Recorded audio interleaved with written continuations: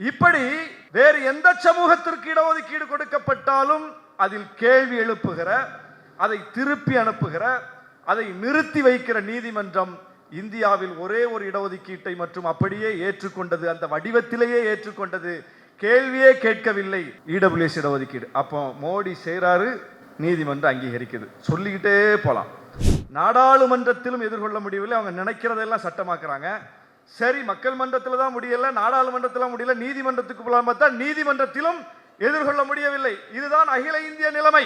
எல்லாரும் தான் கோர்ட்டுக்கு போனாங்க, எல்லாரும் தான் நாடாளுமன்றத்தில் ஃபைட் பண்ணி பார்க்கறாங்க, எல்லாரும் தான் அணியமைத்து பார்க்கிறாங்க மக்கள் மன்றத்தில் வீழ்த்தலான்னு. 3 மன்றத்திலும் வீழ்த்த முடியவில்லை. குறித்து வைத்துக் கொள்ளுங்கள், கவனமாக கேளுங்கள். 3 மன்றத்திலும் பாஜகவை வீழ்த்தி இருக்கிற ஒரே மாநிலம் தமிழ்நாடு. 2014 மோடி முதல் முறை பிரதமரானார். தமிழ்நாட்டில் தோற்கடிக்கப்பட்டது பாஜக முற்று முழுதாக. ஒரே ஒரு இடம் தான் கிடைச்சது, அதுவும் கன்னியாகுமரியில. 2019 முற்று முழுதாக பாஜகவுக்கு ஒரு இடம் கூட இல்லை என்கிற நிலை ஏற்படுத்தப்பட்டது. 2024 அதே நிலை தொடர்ந்தது. 3 முறை பிரதமராகி இருக்கிறார். தமிழ்நாட்டின் பங்கே அதுல கிடையாது. பெருமையாக சொல்ல முடியும். இந்தியாவில் ஒரு மாநிலத்தை இப்படி காட்ட முடியலையே. அப்போ அரசியல் ரீதியிலும் மக்கள் மன்றத்திலும் வீழ்த்தி காட்டியிருக்கிறோம். நாடாளுமன்றத்தில் நம்மால் வீழ்த்த முடியவில்லை. ஆனால் நாடாளுமன்றத்திற்கு சம அதிகாரம் பெற்ற சட்டமன்றத்தில் மோடி கொண்டு வருகிற ஒவ்வொரு சட்டங்களையும் உரசி பார்த்து, அவன் வேளாண் சட்டத்தை கொண்டு வர்றானா, வேளாண் சட்டத்துக்கு எதிராக சட்டமன்றத்தில் தீர்மானம். அவன் வக்ஃபு சட்டத்தை கொண்டு வர்றானா, வக்ஃபு சட்டத்துக்கு எதிராக சட்டமன்றத்தில் தீர்மானம். அவன் சிஏஏ சட்டத்தை கொண்டு வர்றானா, சிஏஏ சட்டத்துக்கு எதிராக சட்டமன்றத்தில் தீர்மானம். இந்த சட்டமன்றம் தன்னுடைய தனித்தன்மையை ஒவ்வொரு நாளும் நிரூபித்துக் கொண்டே இருக்கிறது. இதற்கு ஈடாக இணையாக இன்னொரு சட்டமன்றத்தை இந்தியாவில் காட்ட முடியவில்லை. அப்ப சட்டமன்றமும் அந்த கிழித்த கோட்டில் பயணித்துக் கொண்டிருக்கிறது, மக்கள் மன்றமும் கிழித்த கோட்டில் பயணித்துக் கொண்டிருக்கிறது. உங்க பேர்ல தாங்க ஸ்பீச், ஆளுநர் ஸ்பீச், ஆளுநர் உரைன்னு தான் சொல்றாங்க. அப்புறம் எதுக்கு நீங்க போய் முதலமைச்சர் எழுதி கொடுக்கறதெல்லாம் படிச்சுட்டு இருக்கீங்க? நீங்களே அடிச்சு விடுங்கன்னு 4 பேர் துக்ளக் வாசகர்கள் ஏத்தி விட்டாங்க. அவரு அதை நம்பிட்டு ஆமா இது கவர்னர் ஸ்பீச் தானே, கவர்னர் அட்ரஸ் தானே, அப்புறம் ஏன் நான் நீங்க எழுதி கொடுத்ததை படிக்கணும்னு சொல்லிட்டு அவரா படிக்க ஆரம்பிச்சார். அங்கேயே முதலமைச்சர் எழுதி என்ன பண்ணார்னா, இந்த வேலையெல்லாம் எங்கள்கிட்ட நடக்காது, அவர் என்ன பேசினாரோ அது எதுவும் அவை குறிப்பில் ஏறக்கூடாது, என்ன எழுதி கொடுத்தோமோ அதை ஏத்துங்க அவை குறிப்பில்னு சொல்லி அங்கேயே தீர்மானம் கொண்டு அங்கேயே முடிக்கப்பட்டு விட்டது. கோர்ட்டுக்கு போய் தீர்ப்பு வாங்கினதெல்லாம் இப்போ, ஆனா சம்பவத்தை அங்கேயே நிகழ்த்தியாச்சு. இதுதான் தமிழ்நாடு. ஆளுநர் பதவி என்பது, அவருடைய அதிகாரம் என்பது ஒண்ணுமே கிடையாது. அது நம்ம முதலமைச்சர் சொன்ன மாதிரி அது வெறும் போஸ்ட்மேன் வேலை தான் அப்படின்னு சொல்லி துணைவேந்தர்களை உணர்த்தி விட்டார்கள். இப்ப போஸ்ட்மேன் தானே, அப்பயே ராஜ்பவனுக்கு போனீங்க அப்படின்னு தமிழிசை கேட்டாங்க. கடிதம் கொடுக்க தான் போனோம். போய் பாருங்க, எதுக்கு போயிருப்போம் பாருங்க, எல்லாம் கடிதம் தான் கொடுத்துருப்போம். போய் குடியரசுத் தலைவருக்கு அனுப்புங்க அப்படின்னு கொடுத்துருப்போம் கடிதத்தை. குடியரசுத் தலைவருக்கு அனுப்புற வேலை. சுயமரியாதை இயக்கத்தினுடைய தேவை, அது செய்திருக்கிற சாதனை, இந்தியாவில் எத்தனையோ ரேடிக்கல் மூவ்மெண்ட்ஸ், சீர்திருத்த இயக்கங்கள், புரட்சிகரமான இயக்கங்கள் தோன்றி இருக்கின்றன. இன்றைக்கு எப்படி சுயமரியாதை இயக்கத்திற்கு 100 ஆண்டோ அதே போல RSS இயக்கத்திற்கும் 100 ஆண்டு. RSS இயக்கம் தோன்றிய நாளில் என்ன வலிமையோடு இருந்ததோ அதை விட பன்மடங்கு வலிமை பெற்றிருக்கிறார்கள். அளவிட முடியாத அளவுக்கு வலிமை பெற்றிருக்கிறார்கள். இன்னும் சொல்ல போனால் வீழ்த்த முடியாத அளவுக்கு வலிமை பெற்றிருக்கிறார்கள். உண்மையாக சொல்வதென்றால் அப்படித்தான் சொல்ல வேண்டும். அதுதான் உண்மை. மிகப்பெரிய வலிமை பெற்றிருக்கிறார்கள். அவர்கள் தோன்றிய நாளிலிருந்து அதை எதிர்த்து இந்தியா முழுவதும் பல்வேறு மாநிலங்களில் பல்வேறு குரல்கள், புரட்சிகரமான குரல்கள், சீர்திருத்த குரல்கள், எதிர்ப்பு இயக்கங்கள், எதிர் அரசியல் இயக்கங்கள் தோன்றி இருக்கின்றன. ஆனால் எல்லாம் அடையாளம் இழந்து போய்விட்டன. இந்த 100 ஆண்டு காலத்தில் ஒரே ஒரு இயக்கம் மட்டும்தான் RSS இயக்கத்திற்கு ஈடு கொடுத்து, இன்னும் சொல்ல போனால் அவர்களால் வீழ்த்த முடியாத, அவர்களுக்கு சிம்ம சொப்பனமாக விளங்குகிற இயக்கமாக இருக்கிறது. அதுதான் சுயமரியாதை இயக்கம்.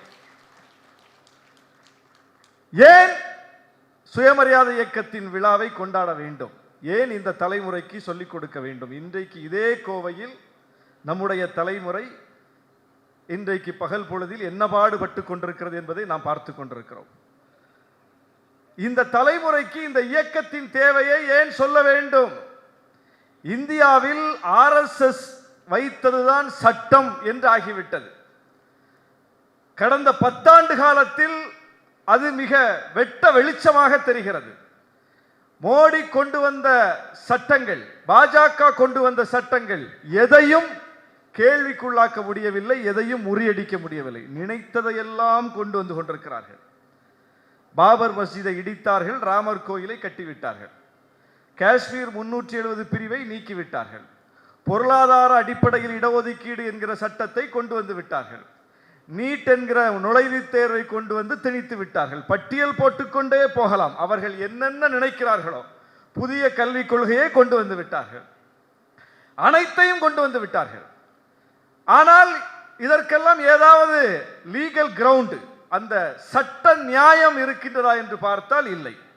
பாபர் மசூதி இடத்தில் ராமர் கோயிலை கட்டுவதற்கு ஏதாவது ஒரு சட்ட நியாயம் உண்டா? ஏதாவது ஒரு லீகல் கிரவுண்ட் உண்டா? கிடையாது. 1948 பாபர் மசூதி இடத்தில் சுவரேறி குதித்து நள்ளிரவில் திருட்டுத்தனமாகத்தான் கொண்டு போய் அங்கே சிலைகளை வைத்தார்கள்.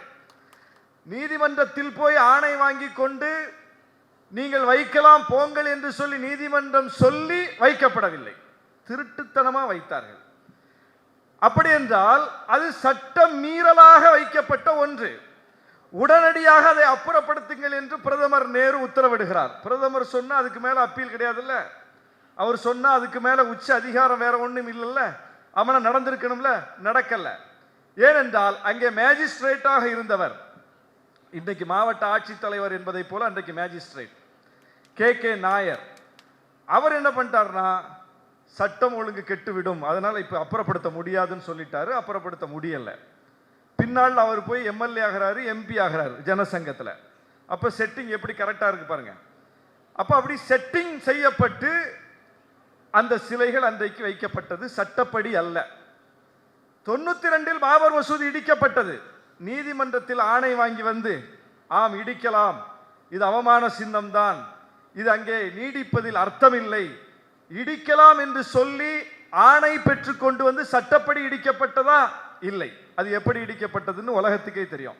அப்ப சட்டப்படியான நடவடிக்கைகள் ஏதும் இல்லாமல் அங்கேதான் ராமர் கோயில் கட்டப்படும் என்று சொல்லி தீர்ப்பு கொடுக்கப்படுகிறது. நீதிமன்றம் என்ன கேட்டிருக்கணும்? இதுல எதுவுமே சட்டப்படி நடக்கலையா, நீ சிலையை கொண்டு வச்சதும் சட்டப்படி இல்லை, நீ இடிச்சதும் சட்டப்படி இல்லை, இப்ப இடத்த மட்டும் உனக்கு எப்படி தர முடியும், ஏதாவது டாக்குமெண்ட் வச்சிருக்கியா அப்படின்னு கேட்கணும். ஆனால் கேட்கவில்லை, கொடுத்து விட்டார்கள். கொடுத்து விட்டு அந்த நீதிபதி என்ன சொல்லுகிறார்? கடவுள் வந்து சொன்னார், எனவே கொடுத்தேன். அப்போ பாஜக நினைப்பதை நீதிமன்றம் நடத்தி வைக்கிறது. 370 பிரிவு நீக்கம் காஷ்மீர் ஒரு ஒப்பந்தத்தின் அடிப்படையில், வாக்குறுதியின் அடிப்படையில் நம்மோடு இணைந்த ஒரு பகுதி. அந்த ஒப்பந்தத்தின் போதே சொல்லுகிறோம் உங்கள் கருத்தை கேட்போம் என்று. ஆனால் அந்த 370 பிரிவு நீக்கும் போது அந்த மாநில சட்டமன்றத்தினுடைய கருத்தை கேட்க வேண்டும் என்பது சட்டம். கருத்தை கேட்காமலேயே ஆளுநர் ஆட்சி அமல்படுத்தி இணைக்கிறார்கள். நீதிமன்றத்துக்கு வழக்கு போகுது. நீதிமன்றம் இதை கேட்கணும்ல, ஏன்பா சொல்லி தானே சேர்த்தோம், திரும்ப அதை எடுக்கிறதுனா கருத்தை கேட்கணும்ல, எங்க சட்டமன்றம் காட்டு அப்படின்னு கேட்கணும்ல, சட்டமன்றம் எங்க போச்சு அப்படின்னு கேட்கணும்ல, கேட்கல. சரி, ஒரு மாநிலத்துக்கு எப்படி தனியான ஒரு உரிமை கொடுப்பது? இந்தியாவில் எல்லா மாநிலங்களும் அது போல அது ஒரு மாநிலம், அதுக்கு மட்டும் சிறப்பா அப்படின்னு ஒரு லாஜிக் பாயிண்ட வச்சா கூட வடகிழக்கு மாநிலங்களுக்கு இன்னும் சிறப்பு அந்தஸ்து இருக்கிறது. அப்ப வடகிழக்கு மாநிலங்களுக்கு இருக்கும்போது இங்கே ஏன் இருக்கக்கூடாதா? உனக்கு சிறப்பு அந்தஸ்து பிரச்சனையா, அது காஷ்மீருக்கு இருக்கிறது பிரச்சனையா என்று கேட்க வேண்டிய நீதிமன்றம் கேட்கவில்லை. செய்யறது சரிதான் சொல்லிட்டாங்க. பொருளாதார அடிப்படையில் இடஒதுக்கீடு. இந்தியாவில் இடஒதுக்கீடு என்பது சமூக ரீதியில் பின்தங்கி இருக்கக்கூடிய மக்களை முன்னேற்றுவதற்காக கொண்டு வரப்பட்ட ஒரு சமூக நீதி ஏற்பாடை தவிர பொருளாதாரத்தில் பின்தங்கி இருக்கிறவங்களுக்கு கொடுக்கிறதுக்காக இடஒதுக்கீடு கொண்டு வரப்படல. அப்புறம் 10 விழுக்காடு இடஒதுக்கீடு கொடுப்பதற்கான எந்த பரிந்துரையும் எந்த ஆணையமும் செய்யல. இந்தியாவில் கொடுக்கப்பட்ட எல்லா இடஒதுக்கீடுகளும் பெரிய கோரிக்கையின் வெளிப்பாடாய், போராட்டங்களின் வெளிப்பாடாய், தடியடி வாங்கி குண்டடி வாங்கி அதுக்கு பிறகு கேட்கறதையெல்லாம் கொடுத்துட மாட்டாங்க. 10 விழுக்காடு கேட்டா ஒரு ஆணையத்தை அமைச்சு அந்த ஆணையம் 5 விழுக்காடு கொடுக்கலான்னு பரிந்துரை பண்ணோம். இவ்வளவு பெரிய ப்ராசஸ்க்கு அடிப்படையில் தான் ஒரு இடஒதுக்கீடு என்பது இந்தியாவில் வரும். அப்படி அதையெல்லாம் பின்பற்றாமல் ஒரு இடஒதுக்கீட்டை கொடுத்து விட்டால் கோர்ட் தலையிட்டு அதை ரிஜெக்ட் பண்ணிடுவாங்க. வன்னியர்களுக்கு கொடுக்கப்பட்ட 10.5 விழுக்காடு அப்படித்தான் தமிழ்நாட்டில் ரத்து செய்யப்பட்டிருக்கிறது நீதிமன்றத்தால். ஏன் இது நீங்க டேர்ம்ஸ் அண்ட் கண்டிஷன்ஸ்லாம் ஃபாலோ பண்ணல, இதை ஒத்துக்க முடியாது அப்படின்னு. இப்படி வேறு எந்த சமூகத்திற்கு இடஒதுக்கீடு கொடுக்கப்பட்டாலும் அதில் கேள்வி எழுப்புகிற, அதை திருப்பி அனுப்புகிற, அதை நிறுத்தி வைக்கிற நீதிமன்றம் இந்தியாவில் ஒரே ஒரு இடஒதுக்கீட்டை மற்றும் அப்படியே ஏற்றுக்கொண்டது, அந்த வடிவத்திலேயே ஏற்றுக்கொண்டது, கேள்வியே கேட்கவில்லை. இடபிள்யூஎஸ் இடஒதுக்கீடு அப்போ மோடி செய்கிறாரு, நீதிமன்றம் அங்கீகரிக்குது. சொல்லிக்கிட்டே போகலாம். புதிய கல்விக் கொள்கையை கொண்டு வர்றாங்க, நீட்டை கொண்டு வர்றாங்க. இது என்னப்பா நியாயம்? மாநில பட்டியலில் கல்வி இருந்துச்சு, எமர்ஜென்சி என்கிற நெருக்கடியை பயன்படுத்தி ஒரு வழிப்பறியாகத்தானே கல்வி பொதுப்பட்டியலுக்கு போச்சு. அப்பவும் கூட அது ஒன்றிய பட்டியல் இல்லை, அது பொதுப்பட்டியல் தானே. பொதுப்பட்டியல்னா 2 பேரும் ஒத்துசைந்து ஒரு முடிவுக்கு வந்தால் தான் அதில் ஒரு முடிவு எடுக்க முடியும். நீ மட்டும் எப்படி இதில் முடிவு எடுக்கிற? மாநிலத்தினுடைய கருத்தை கேட்டியா என்று கேட்க வேண்டிய நீதிமன்றம் நீட்டு கொண்டு வருவது சரிதான் என்கிறது புதிய கல்விக் கொள்கை ஏற்றுக்கொள்கிறது. இப்படி பார்த்துட்டோம். அப்போ மோடி செய்கிறார், பாஜக செய்கிறது, நீதிமன்றம் ஏற்றுக்கொள்கிறது. மோடியை வீழ்த்த முடியவில்லை, பாஜகவை வீழ்த்த முடியவில்லை, இதுதான் உண்மை. மக்கள் மன்றத்திலும் வீழ்த்த முடியவில்லை. சரி, இவரை நம்ம பெரிய அணி சேர்க்கை செய்து பாஜகவை எதிர்கொண்டு வீழ்த்திடலாம் அப்படின்னு சொல்லிட்டு இந்தியா கூட்டணியெல்லாம் கட்டி பார்த்தோம். செல்ஃப் எடுக்கல, அது சேர்ந்த வேகத்திலேயே பிரிஞ்சு போயிடுச்சு. மக்கள் மன்றத்திலும் இந்திய அளவில் பாஜகவை எதிர்கொள்ள முடியவில்லை, நாடாளுமன்றத்திலும் எதிர்கொள்ள முடியவில்லை. அவங்க நினைக்கிறதெல்லாம் சட்டமாக்குறாங்க. சரி, மக்கள் மன்றத்தில் தான் முடியல, நாடாளுமன்றத்தில் முடியல, நீதிமன்றத்துக்கு போலாம் பார்த்தா நீதிமன்றத்திலும் எதிர்கொள்ள முடியவில்லை. இதுதான் அகில இந்திய நிலைமை. எல்லாரும் தான் கோர்ட்டுக்கு போனாங்க, எல்லாரும் தான் நாடாளுமன்றத்தில் ஃபைட் பண்ணி பார்க்கறாங்க, எல்லாரும் தான் அணியமைத்து பார்க்கிறாங்க மக்கள் மன்றத்தில் வீழ்த்தலான்னு. 3 மன்றத்திலும் வீழ்த்த முடியவில்லை. குறித்து வைத்துக் கொள்ளுங்கள், கவனமாக கேளுங்கள். 3 மன்றத்திலும் பாஜகவை வீழ்த்தி இருக்கிற ஒரே மாநிலம் தமிழ்நாடு. 2014 மோடி முதல் முறை பிரதமரானார். தமிழ்நாட்டில் தோற்கடிக்கப்பட்டது பாஜக முற்று முழுதாக. ஒரே ஒரு இடம் தான் கிடைச்சது, அதுவும் கன்னியாகுமரியில். 2019 முற்று முழுதாக பாஜகவுக்கு ஒரு இடம் கூட இல்லை என்கிற நிலை ஏற்படுத்தப்பட்டது. 2024 அதே நிலை தொடர்ந்தது. 3 முறை பிரதமராகி இருக்கிறார். தமிழ்நாட்டின் பங்கே அதுல கிடையாது, பெருமையாக சொல்ல முடியும். இந்தியாவில் ஒரு மாநிலத்தை இப்படி காட்ட முடியலையே. அப்போ அரசியல் ரீதியிலும் மக்கள் மன்றத்திலும் வீழ்த்தி காட்டியிருக்கிறோம். நாடாளுமன்றம், இன்றைக்கு நாடாளுமன்றமும் சட்டமன்றமும் சம அதிகாரம் பெற்றவை அப்படின்னு சட்டமும் சொல்லுது, நீதிமன்ற தீர்ப்புகளும் பல விஷயங்கள்ல உறுதிப்படுத்திட்டாங்க. நாடாளுமன்றத்தில் நம்மால் வீழ்த்த முடியவில்லை. ஆனால் நாடாளுமன்றத்திற்கு சம அதிகாரம் பெற்ற சட்டமன்றத்தில் மோடி கொண்டு வருகிற ஒவ்வொரு சட்டங்களையும் உரசி பார்த்து, அவன் வேளாண் சட்டத்தை கொண்டு வர்றானா, வேளாண் சட்டத்துக்கு எதிராக சட்டமன்றத்தில் தீர்மானம். அவன் வக்ஃபு சட்டத்தை கொண்டு வர்றானா, வக்ஃபு சட்டத்துக்கு எதிராக சட்டமன்றத்தில் தீர்மானம். அவன் சிஏஏ சட்டத்தை கொண்டு வர்றானா, சிஏஏ சட்டத்துக்கு எதிராக சட்டமன்றத்தில் தீர்மானம். ஆளுநரை வைத்துக் கொண்டு அவர்கள் அடாவடி செய்கிறார்களா, அதற்கு எதிராக சட்டமன்றத்தில் சட்ட முன்வடிவுகள். இந்த சட்டமன்றம் தன்னுடைய தனித்தன்மையை ஒவ்வொரு நாளும் நிரூபித்துக் கொண்டே இருக்கிறது. இதற்கு ஈடாக இணையாக இன்னொரு சட்டமன்றத்தை இந்தியாவில் காட்ட முடியவில்லை. அப்ப சட்டமன்றமும் அந்த கிழித்த கோட்டில் பயணித்துக் கொண்டிருக்கிறது, மக்கள் மன்றமும் கிழித்த கோட்டில் பயணித்துக் கொண்டிருக்கிறது. 2 இடத்திலையும் வெற்றி நமக்கு. இப்போ சட்டமன்றத்தில் நாம என்னதான் சட்டத்தை இயற்றிட்டாலும் சட்டம் என்ன சொல்லுதுன்னா, அந்த ராஜ்பவன்ல ஒருத்தர் இருக்காருல்ல, அவர்கிட்ட போய் ஒரு கையெழுத்து வாங்கணும், அவர் கையெழுத்து போட்டாதான் அது பாஸ் ஆகும். ஆளுநர் பதவியை ஒழிக்க வேண்டும் என்பது பேரறிஞர் அண்ணா காலத்திலிருந்து நாம் முன்வைத்துக் கொண்டிருக்கிற ஒரு முழக்கம்.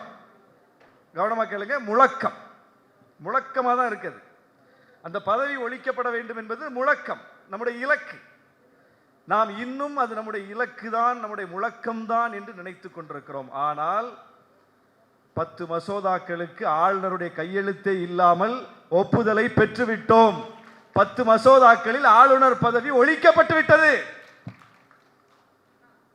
இது எவ்வளவு பெரிய சாதனை! எத்தனையோ மாநிலங்கள் இப்படி ஆளுநரை எதிர்த்து ஆளுநருடைய அடாவடித்தனத்தை எதிர்த்து நீதிமன்றங்களுக்கு போனார்கள். நீதிமன்றம் வந்து பேசுங்க, கூப்பிட்டு பேசி 2 பேரும் சமாதானமா போங்க, ஏன் பிரச்சனை பண்ணிட்டு இருக்கீங்க என்று சொல்லி சமாதான பேச்சுவார்த்தை நடத்த சொன்னதை தவிர தமிழ்நாட்டு வழக்கில் தந்திருப்பதை போல ஒரு தீர்ப்பை இந்தியாவில் எந்த மாநிலத்தாலும் பெற முடியவில்லை. வரலாற்று சிறப்பு வாய்ந்த தீர்ப்பு. அவர்களுக்கே அது மிகப்பெரிய ஒரு எச்சரிக்கையாக போய்விட்டது, நமக்கே பெரிய சர்ப்ரைஸ் ஆகிவிட்டது. உச்ச நீதிமன்றம் தானா உண்மையிலேயே ஆளுநர் வழக்கில் இப்படித்தான் தீர்ப்பை எழுதியிருக்கிறதா என்று நாமே நம்மை கிள்ளி பார்க்கக்கூடிய அளவுக்கு, நம்ப முடியாத அளவுக்கு ஒரு தீர்ப்பு. ஏன் அவ்வளவு எளிதில் தந்துருவாங்களா? ஏனென்றால் ஒரே ஒரு இடத்தில் கூட தமிழ்நாடு அரசு சட்டத்தை மீறவில்லை. நம்முடைய மாண்புமிகு முதலமைச்சர் அவர்களுக்கு தனியே ஒரு பாராட்டு விழாவை நடத்த வேண்டும். மிக மிக நுட்பமாக இந்த பிரச்சனையை அவர் கையாண்டிருக்கிறார். தெலுங்கானா அரசு என்ன பண்ணாங்க, தமிழிசை அவர்களை கூப்பிடாமலேயே நடத்தி பார்த்தாங்க.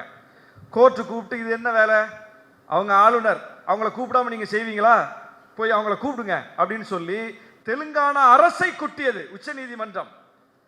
வேற வழி இல்லாம முதல்ல கூப்பிடாமல் நடத்திய சந்திரசேகர் ராவ் அப்புறம் ஆள் அனுப்பி வாங்கம்மா கூப்பிடுங்க அப்படின்னு சொல்லி கூப்பிட்டார். இப்படி ஒரு இழிநிலை, இப்படி ஒரு பின்னடைவு என்றைக்கும் தமிழ்நாட்டிற்கு ஏற்படவே இல்லை. ஏன்னா ஆளுநருக்கு என்ன கண்ணியத்தை கொடுக்கணும்னு சட்டம் சொல்லுதோ அந்த கண்ணியத்தை நம்முடைய முதலமைச்சர் கொடுத்து விட்டார். ஆளுநருக்கு சட்டமன்ற பேரவையில் எப்படி வரவேற்பு கொடுக்கணும் கொடுத்து விட்டார். ஆளுநர் விஷயத்துல, ஆளுநருக்கான மரியாதை விஷயத்துல, ஆளுநருக்கு கொடுக்க வேண்டிய கண்ணிய விஷயத்துல எந்த குறையும் தமிழ்நாடு வைக்கவில்லை. ரொம்ப தெளிவா அதை சரியா செஞ்சுட்டு இந்த பக்கம் வலையை விரிச்சு வச்சிருக்கார் முதலமைச்சர்.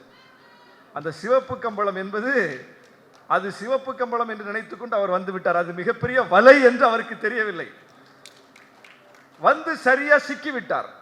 ஆளுநர் உரைதானே, உங்க பேர்ல தாங்க ஸ்பீச், ஆளுநர் ஸ்பீச், ஆளுநர் உரைன்னு தான் சொல்றாங்க. அப்புறம் எதுக்கு நீங்க போய் முதலமைச்சர் எழுதி கொடுக்கறதெல்லாம் படிச்சுட்டு இருக்கீங்க, நீங்களே அடிச்சு விடுங்கன்னு 4 பேர் துக்ளக் வாசகர்கள் ஏற்றி விட்டாங்க. அவரும் அதை நம்பிட்டு வந்து, ஆமா இது கவர்னர் ஸ்பீச் தானே, கவர்னர் அட்ரஸ் தானே, அப்புறம் ஏன் நான் நீங்க எழுதி கொடுத்ததை படிக்கணும்னு சொல்லிட்டு அவரா படிக்க ஆரம்பிச்சார். அங்கேயே முதலமைச்சர் எழுந்து என்ன பண்ணார்னா, இந்த வேலையெல்லாம் எங்கள்கிட்ட நடக்காது, அவர் என்ன பேசினாரோ அது எதுவும் அவை குறிப்பில் ஏறக்கூடாது, என்ன எழுதி கொடுத்தோமோ அதை ஏத்துங்க அவை குறிப்பில்னு சொல்லி அங்கேயே தீர்மானம் கொண்டு வந்து அங்கேயே முடிக்கப்பட்டு விட்டது. கோர்ட்டுக்கு போய் தீர்ப்பு வாங்கினதெல்லாம் இப்போ, ஆனா சம்பவத்தை அங்கேயே நிகழ்த்தியாச்சு. இதுதான் தமிழ்நாடு.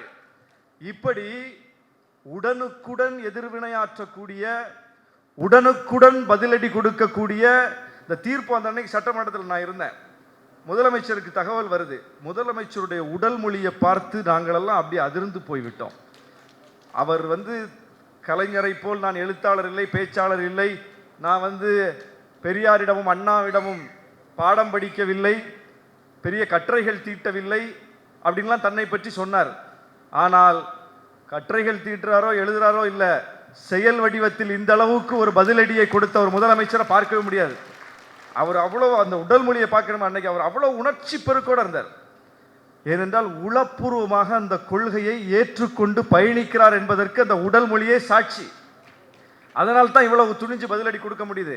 இன்றைக்கு பாஜக என்கிற வீழ்த்த முடியாத சக்தியை, அசைக்க முடியாத சக்தியை தமிழ்நாடு வீழ்த்துகிறது, அசைக்கிறது என்றால் இங்கே இந்த கொள்கையை ஏற்றுக்கொண்டிருக்கிற ஒவ்வொருவருக்கும் மிகப்பெரிய உணர்வு இருக்கிறது. நமக்கெல்லாம் உணர்வு இருக்கிறதுங்கிறத விட்டுருவோம். நேற்று ஆளுநர் இந்த தீர்ப்புக்கு பிறகும் கூட துணைவேந்தர்கள் மாநாட்டை நடத்தினார். நானும் நினைச்சேன், சரி வேந்தர் அவர் தானே, அதனால கூப்பிட்டுருக்காருல, எப்படியும் கொஞ்சம் பேர் போயிடுவாங்கன்னு நினைச்சேன். ஆனால் மானமும் அறிவும் மனிதருக்கு அழகு என்று சொன்ன தந்தை பெரியாரின் தமிழ்நாடு என்பதனால் மானமும் அறிவும் மிக்க துணைவேந்தர்கள் ஒருவர் கூட அந்த மாநாட்டிற்கு செல்லாமல், ஆளுநர் பதவி என்பது, அவருடைய அதிகாரம் என்பது ஒண்ணுமே கிடையாது, அது நம்ம முதலமைச்சர் சொன்ன மாதிரி அது வெறும் போஸ்ட்மேன் வேலை தான் அப்படின்னு சொல்லி துணைவேந்தர்களை உணர்த்தி விட்டார்கள். இப்போ போஸ்ட்மேன் தானே, அப்பயே ராஜ்பவனுக்கு போனீங்க அப்படின்னு தமிழிசை கேட்டாங்க. கடிதம் கொடுக்க தான் போனோம், கடிதம் கொடுக்க தான் போனோம், வேற எதுக்கு போனோம்? போஸ்ட்மேன்ட்ட கடிதம் கொடுக்க போனோம். போய் பாருங்க, எதுக்கு போயிருப்போம் பாருங்க, எல்லாம் கடிதம் தான் கொடுத்துருப்போம். போய் குடியரசுத் தலைவருக்கு அனுப்புங்க அப்படின்னு கொடுத்துருப்போம் கடிதத்தை. குடியரசுத் தலைவருக்கு அனுப்புற வேலை. இப்படி மிக தெளிவாக தமிழ்நாடு ஒவ்வொரு கட்டத்திலும் வெளிப்பட்டு கொண்டிருக்கிறது, இன்னும் வெளிப்படும். அதற்கு காரணம் சுயமரியாதை இயக்கம், அதற்கு காரணம் தந்தை பெரியார். எனவே அந்த சுயமரியாதை இயக்கத்தினுடைய வரலாறு இளைஞர்களுக்கு சொல்லப்பட வேண்டும். நாம் எப்படிப்பட்ட வெற்றியை பெற்றிருக்கிறோம். இன்னைக்கு பாருங்க, இந்தி திணிப்பை எதிர்த்த மாநிலம் தமிழ்நாடு. இந்திய அவன் தமிழ்நாட்டின் மீது மட்டும் கொண்டு திணிக்கவில்லை, இந்தி பேசாத எல்லா மாநிலங்களின் மீதும் தான் திணித்தார்கள். எல்லா மாநிலங்களும் எதிர்வினையாற்றியதான் கேட்ட எதிர்வினையாற்றவில்லை, தமிழ்நாடு மட்டும் தான் எதிர்வினையாற்றியது. அதற்கே ஒரு 100 ஆண்டுகளுக்கு மேலாகிவிட்டது. அப்படிப்பட்ட நிலையில் இன்னைக்கு தேசிய கட்சி, அன்னைக்கு காங்கிரஸ் தான் இந்திய திணிச்சாங்க, அந்த தேசிய கட்சியின் மாநில முகமாக இருக்கக்கூடிய சித்தராமையா என்ன பண்றாரு, பெங்களூர்ல போய் மெட்ரோ ரயில்வே ஸ்டேஷன்ல பெயிண்ட் டப்பாவை எடுத்துட்டு போய் அழிக்கிறார். காலம் எப்படி மாறிடுச்சு பாருங்க.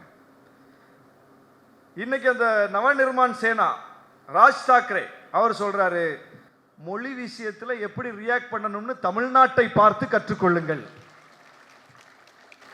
நமக்கு இந்தினாலே என்ன நமக்கு தெரியும்? மும்பை தான் தெரியும். மும்பை தான் இந்தி நம்ம நினைச்சுக்கிட்டு இருக்கோம். ஏன்னா இந்தி படம் பூரா அங்கிருந்து வருது. பாலிவுட்னாலே இந்தினாலே அது மும்பை தான் அப்படின்னு நினைச்சுக்கிட்டு இருக்கிறோம்.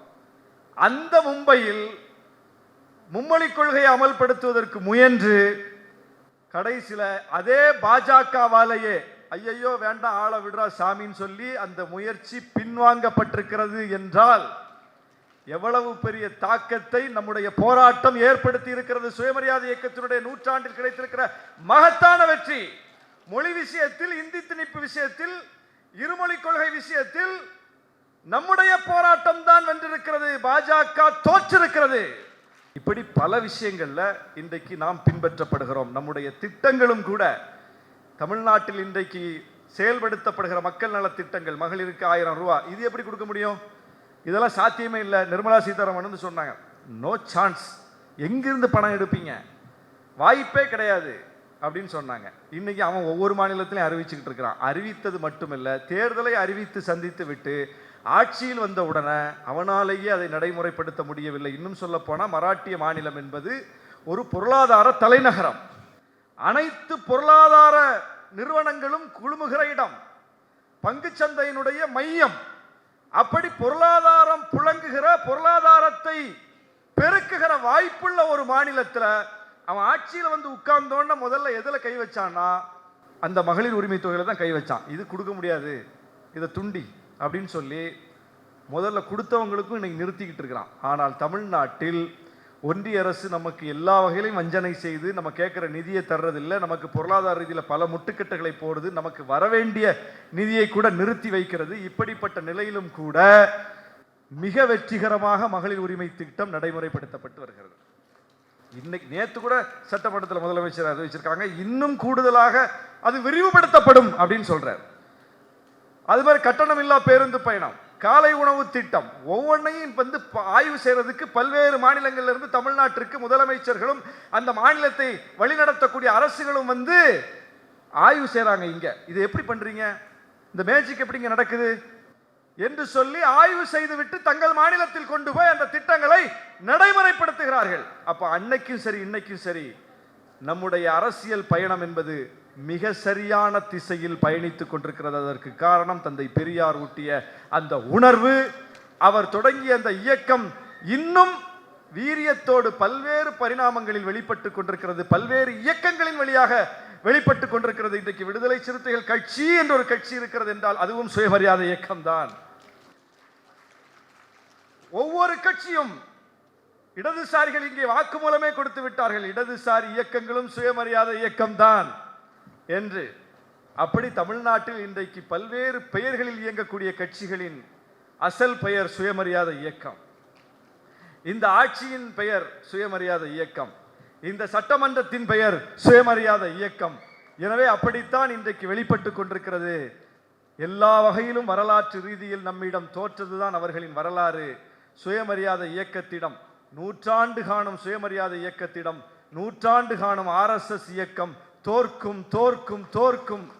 தமிழ்நாடு போராடும், தமிழ்நாடு வெல்லும் என்று சொல்லி வாய்ப்புக்கு நன்றி கூறி விடைபெறுகிறேன். நன்றி, வணக்கம்.